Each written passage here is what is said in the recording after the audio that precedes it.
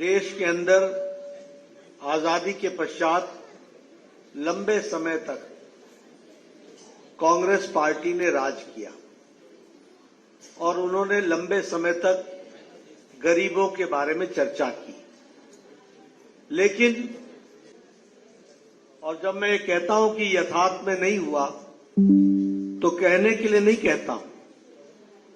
गरीबों की चर्चा लाल किले के प्राचीर से जवाहरलाल नेहरू जी ने 9 बार की थी। 9 टाइम्स 14 भाषण दिए, जिसमें से 9 बार उन्होंने गरीबों के बारे में चर्चा की। और उस समय 50% से ज्यादा गरीबी भारत में थी। इंदिरा गांधी जी ने 4 बार गरीबी की बातचीत लाल किले के प्राचीर से अपने स्वतंत्रता के भाषण में उन्होंने कही, लेकिन उनके समय गरीबी 60% रही, 60%, और महंगाई 30% बढ़ गई। यानी गरीबों की और हालत खराब हुई।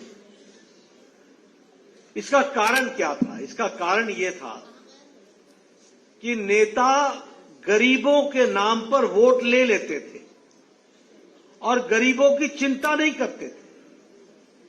और गरीबों की चिंता नहीं करते थे, इसलिए यह नारा बन करके रह गया था।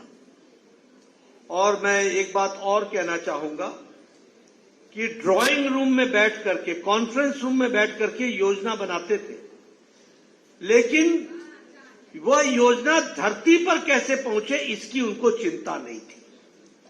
इसलिए गरीब गरीब रहा, गरीबी हटाओ का नारा चलता रहा, गरीबी गई नहीं, गरीब भी रहा, गरीब हटाओ का नारा भी रहा और गरीबी भी रही।